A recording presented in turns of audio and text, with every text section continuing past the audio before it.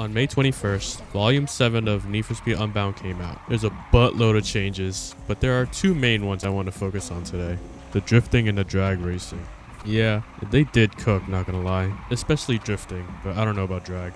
Criterion fixed almost all my complaints about the drifting. You know what they fixed? You can actually counter steer and hold extreme angles. Oh my god, update of the year. Give them a BAFTA or whatever. Look at this.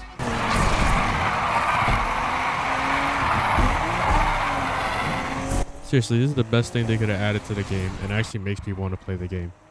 By the way, I gave Unbound a second chance, and honestly, I cannot play it without mods because Jesus Christ, the handling and the crash cams.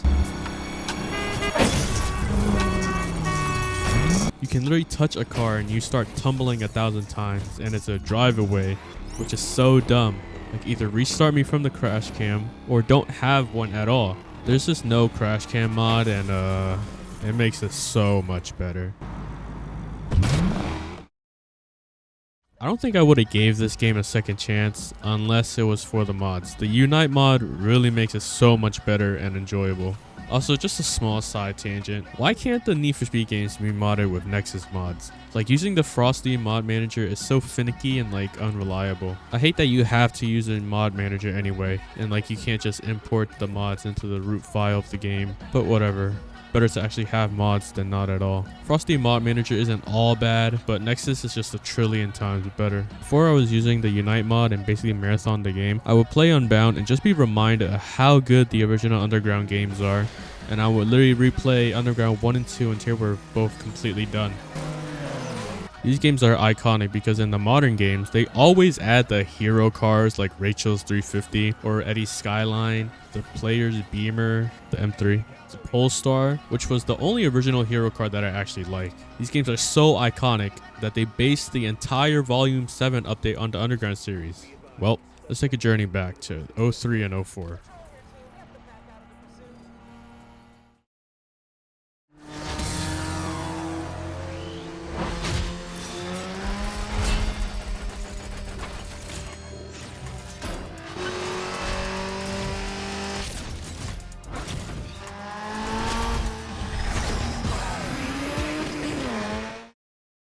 I don't know about y'all, but I was pretty late to the whole Gen Z thing. This game is 1 year older than me. It's probably older than some of you watching this video right now. So I never got to experience the true Underground 1 because Underground 2 was my favorite Underground game.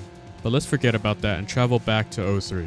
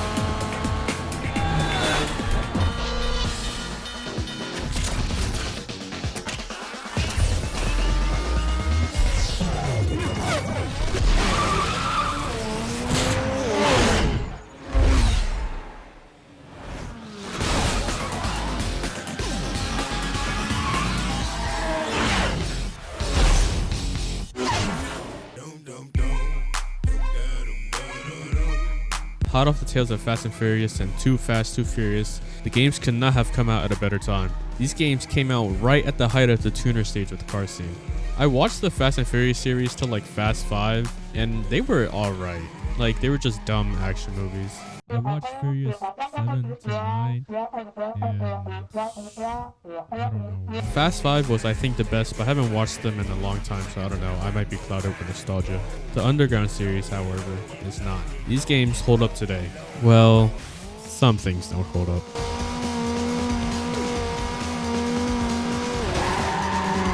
I don't know what's with the Need for Speed games, but they always need a crash cam. Why? I can see why Burnout has it because, you know, the game is all about how many times you can kill you and other people's car. But I don't get why Need for Speed needs it. It's so shoehorned in, especially the newer Ghost and Criterion games. Also, rubber banding. I don't inherently have a problem with rubber banding, but the problem lies in how it's implemented. Like, imagine you're first and you do a little mistake, like crash into a car or something, and initiate the crash cams. Oh my god, I hate them. Anyway, you crash and the guy behind you just rockets right past you with literally infinite grip in their tires. I'm fine with rubber banding to a certain extent, but implementing it where it's not literally a cheat for the AI. They're robots. They can already drive perfectly. There's no need for a speed boost and modified tire grip.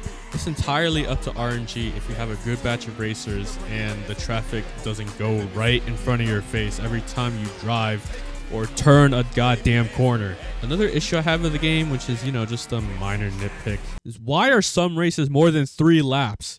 There is no reason. I swear, in some of these races, I would have completed 2 laps and be like, oh, thank God, there's only 1 more lap. Then I look up into the left corner and see 2 of 4. Why? What's even worse is that you have to win the races in these titles.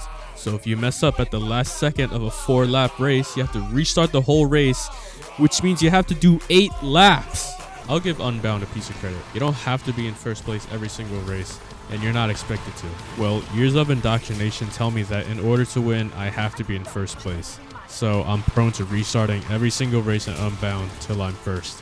I mean, it's fine. It's not even that hard of a game anyway. Anyway, you don't know how happy I am when I look in the corner and I see 1 out of 2. I jump out of my seat. Oh my god. This is also a minor nitpick, but like there are so many recycled tracks. I can't blame the game since, you know, this game is old enough to vote and almost drink, but it does get a little repetitive and annoying playing the same tracks over and over and over and over and over again.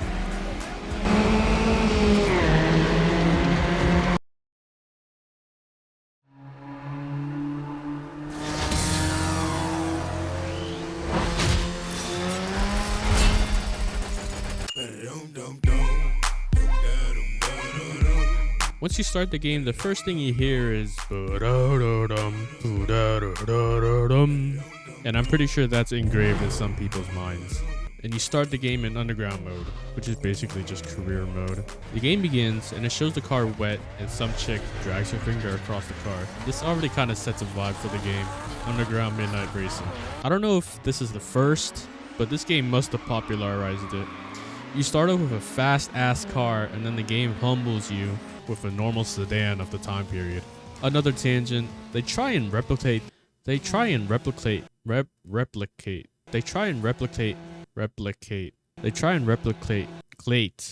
my god. They try and replicate, what is wrong with me? They try and replicate this in modern games all the time. Like, I don't care if they do, but once they take the power away, they still give you powerful cars. Like, one instance that is engraved in my mind for some reason is 2015 and Payback. They give you such powerful cars at the start.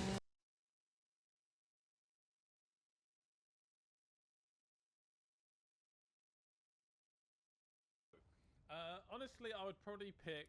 Like, you had to go out of your way to get the slower car, like in Payback with the Buick.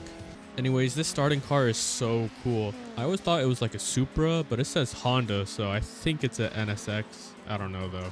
I always thought this was Samantha's car, but she drives a Civic, so I don't know whose car this is. I think it's just like your player's imagination. Once we win the race, we get taken into the real world. We are introduced to our main antagonist, Eddie. Is that your fantasy? Look, that's Eddie. Take a good look, man. He's a winner, and winners get mad respect. It ain't just about the car, it's about the attitude. We are also introduced to our POS cars that we will use for the majority of the game. We got 2 hatchbacks and like 3 sedans. A Dodge Neon? I don't even think that car exists anymore. I should have picked that car because it's such an obscure car, but I picked the Civic for, I don't know why, because I'm a basic bitch, I guess. Seriously weak, dude. Oh well.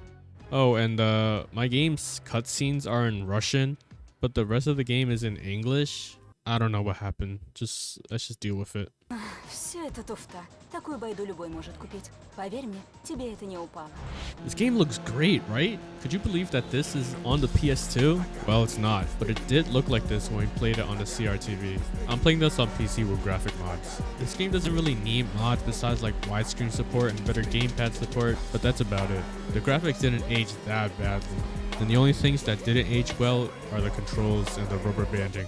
Oh my god, I have to touch on this again, but god damn, the rubber banding is so annoying. I'm glad the newer ones don't have it, unless it does and it's just toned down. Moving on, this game really was a product this time. You can really tell because of the music. Like Lil Jon, Rancid, Nate Dogg, Bob Zombie. My Gen Z brain doesn't remember any of these people or know who they are, but they got some bangers, like actually. The newer games have like ass song tracks, and Unbound there are some songs here and there that are tolerable, but most of them are super weird and not a fun listen. We really took for granted the people who picked out the EA tracks, because they knew what they were doing when they were picking the songs. We didn't know what we had until it was gone.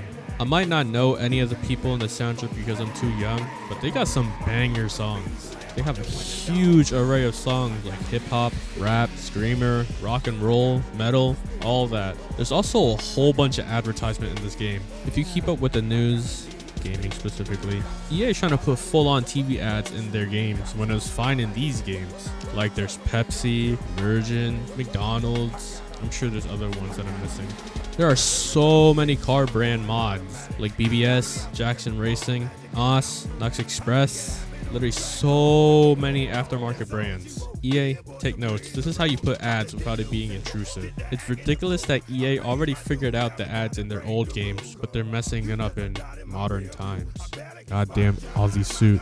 I'm not sure how responsive the game was before the mods, but the game is super responsive to the gamepad and is so much fun to drive. Unlike the newer games that seem to have a small delay before the full turn, it's not that big of an issue. It's not even an issue, but the older games were way more responsive. This game really popularized the like game modes / race modes. You got things like circuits, lap knockouts, sprints, drifts, drags, and tournaments. I'm sure I don't need to explain to y'all what circuits, sprints, and etc. are, so I'll just give you the spark notes of what the race modes are. Lap knockout is just a circuit, and every lap someone gets knocked out at the start of a new lap. Person in first place wins, obviously. Drifts are just drifts in like a closed circuit, and person with the highest point count wins. Drag is all about the perfect shift times. Over half a mile or quarter mile, maybe even a full mile. I don't know how long it is in this game. Tournaments are just segments of races, and the person with the highest point count wins the whole thing, and basically a new chapter of the game is unlocked. My favorite modes are the drift and drag modes because I love drifting. Getting sideways and getting the most points. Drag is also my favorite because the sense of speed is ridiculous. The sense of speed in the old games are unmatched in general. Like, look at this.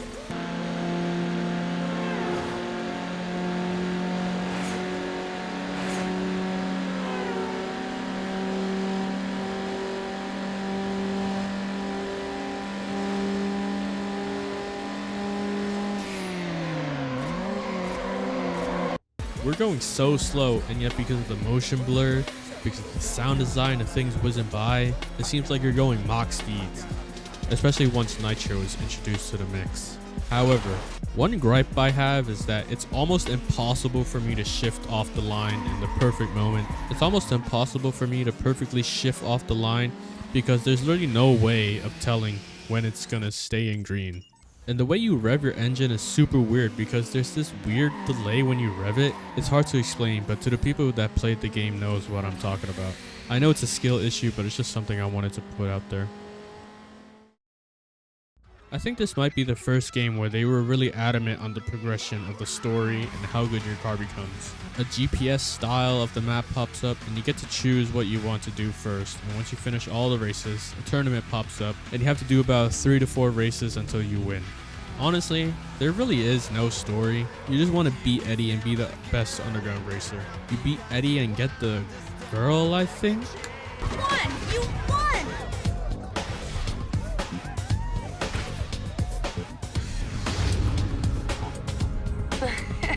Is that your fantasy? and it's time to restart playing the game, customize cars, or just do single races. I just want to touch on this for a little bit, and it's the map. There's a mod out there where they unlock the whole map and you can explore how much work they put into the map. It seems like they wanted the game to be an open world in the first place because of how good it all connects. The only thing that drives me crazy is the construction worker shortcut, the alleyway thingy, and the damn riverbank thing. The pillars always mess me up because I always somehow forget it's there and hit it or almost hit it. The construction site shortcut. To the people who played the game, you know what I'm talking about. This stupid jump always somehow made me lose control and completely mess up the race. And this stupid alleyway. The road is so bumpy and you lose a good amount of speed when you go on it, and it's so easy to lose control. It's not necessarily a bad thing, but it seems like it's there just to annoy the player. I'm sure there's a lot more I can touch on, but the first Underground game wasn't the game I owned initially. It was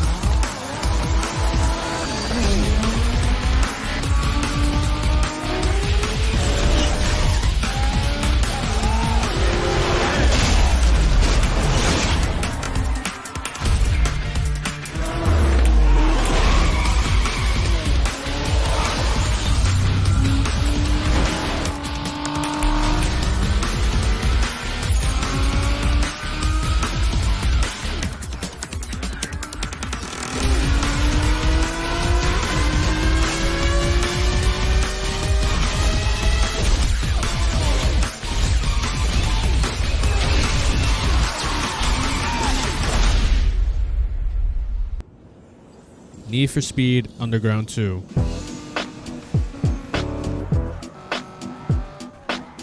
Hey yo, chill, man. Why don't you kick some of that, you know?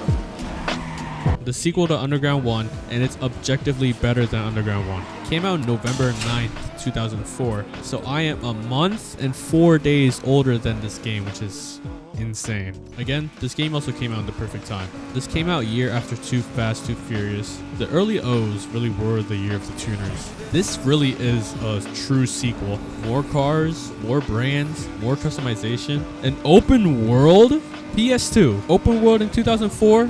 I'm not gonna say that this game is revolutionary, but I'm gonna say this game is revolutionary. And there's SUVs. I mean, what game has SUV races? I know there are some games, but it's hyperbole. I understand if you like Underground 1 better, but I don't think I'm wrong in saying that Underground 2 is objectively better than Underground 1. Alright, let's begin with the open world. No Need for Speed game prior to this had an open world, and for the first time, they did a pretty good job. Instead of picking races through a menu, you have to drive around the open world to get to the races. Literally, once the game starts, you get Rachel's car and you have a choice of racing or going straight to the car lot. It's not just races that you have to drive to. Everything that you do to your car. The painting, the body mods, the accessories, etc. The crazy thing is that they gave you some of the shops, but you have to find some on your own, as well as hidden races. This is a great idea of having hidden shops and races in the game. Amazing way of incentivizing you to roam around the world. Honestly, they really knocked it out of the park with this open world game. There's even AI races around the world where you can just race. Like, did they have to cook this hard? And the map expands. Once you finish the last race, the map expands and you can drive higher up the map.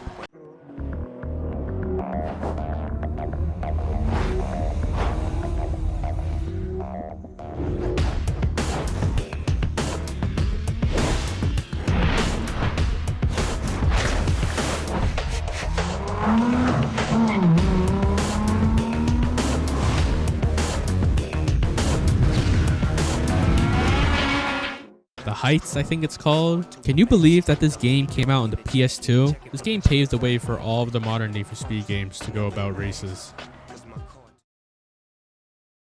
I'm gonna group cars and car customization in the same category because there's not too much to talk about the cars, so it's made sense to group them together. So, car list is quite extensive. There's hatchbacks, tuners, muscles, and SUVs. Sadly, to me the SUVs are a bit gimmicky, but they do have value. They are basically huge boats on lands. They are heavy as hell and handled like you're trying to move a boulder with your bare hands. I like that they thought to add them to the game, but I would have felt indifferent if they were or weren't in the game. Unlike an Underground 1, you can actually build more than one car. I found a little annoying how in Underground 1 you can only build one car. It was nice that all the parts move over to your new car automatically though. Now the customization is crazy extensive in the game. Roof scoops, wide bodies, underglows, the goddamn speedometer, spinners, the door opening, nitro purges, trunk speakers, goddamn hydraulics. They went above and beyond with the customizations. There's even a dyno for your cars. Like a real car nerd made this game. The game modes aren't anything special. There's your circuits, sprints, drags, and drifts. But there are two new modes that are added. Street X or Street Cross and URL. Street X's are basically super tight tracks where you have to really maneuver tightly to be successful. I never knew that the Street X tracks are the same as the industrial-like drift in Underground 1. URLs are basically tournaments but worded differently. They are only locked behind circuits this time around, no other events. I think they did a super cool addition to the drifts because you can drift down hills and it's so satisfying. This game was basically a predecessor to the Carbon Canyon races. A new type of race in the games are outruns. You go up to a random racer in the world and you can basically just challenge them to a race, and the person to reach the furthest away first wins. Just some nice flair to the game. Just to touch on the tracks of the game a little bit. Although this game is open world, some of the tracks are reused. I mean, I get it because after over like 100 tracks, they are bound to reuse tracks. Circuits are just lap races, and the ones where you go more than 3 laps are too long. Sprints are the same, drifting's the same, and drags are still impossible to shift off the line. However, I do want to add that after most races, there is a replay mode. Thank you, it's not needed, but my god is it appreciated. I would use replay mode all the time when I was a kid. Onto the story. I think there's a little bit more story than the first one, but I mean, it's not by much. The game is told in like this comic book style, and when the game zooms into the book, in-game cutscenes start playing. Not all the time, but on the most important ones. Took out Eddie, scored the babe. Samantha's back, the babe from the first game. So we go back in time 6 months ago and we are kicking ass. We finish a race and we get a call from a guy who wants to join his posse.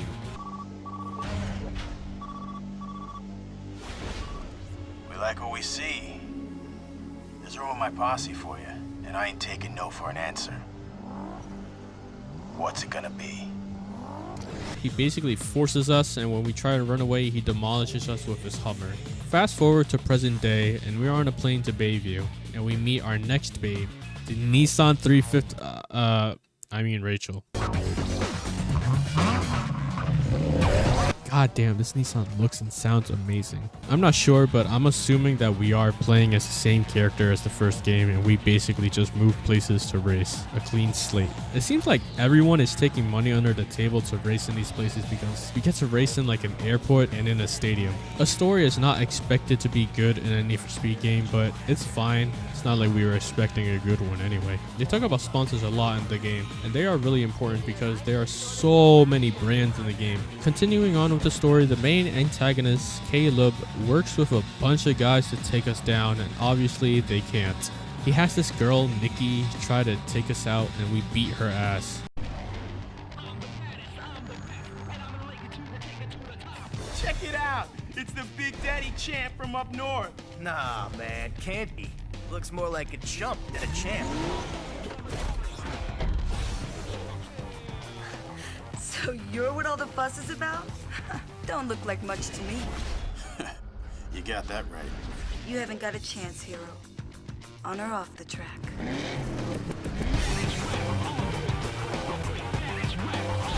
He gets hostile with her, and she leaves his side to join us. I told you! Do whatever it takes! What part of that didn't sink in? Get out of my face! I race straight up. You better remember who you're talking to. Or what? I don't need you.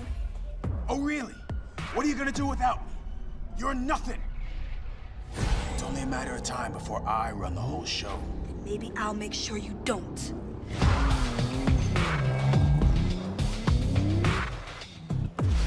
Caleb has his hands pushed, and he challenges us to a 1v1 on the spot. Yeah? Then deal. It was one race. It ain't gonna happen again. You can't do that. We have a deal. Look, just give me one more chance. I can take it.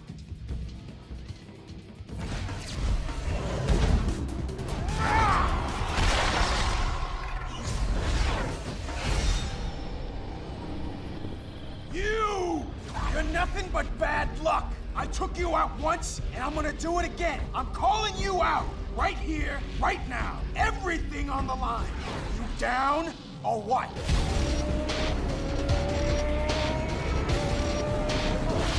Anyway, we beat him, and he looks like a sad loser under the lights, but we are celebrating like kings. All in all, the Underground franchise is absolutely my favorite. I grew up with Underground 2, and I don't even know how many times I replayed the game. This game has me in a chokehold every time I play the game or want to play the game. I honestly think it's one of the best racing games ever. Nostalgia isn't even clouding my judgment. This game holds up today, and I think it will to the end of time. This is the true meaning of timeless. Underground 2 is literally the embodiment of, if it ain't broke, don't fix it. Alright, just a little quick thing at the end. Shadow of the Erdtree will have already be out or almost be out, and I will be playing on streaming Elden Ring because I never finished it. This video took so long to come out because work is burning me out a bit and I'm just lazy in general. Dying Light also has me in a chokehold because I've been marathoning the game for some reason, and I stopped it a little to make this video, and once I'm done, I'm going to be playing the game again, unless Shadow of the Erdtree comes out after this video. See you in the streams.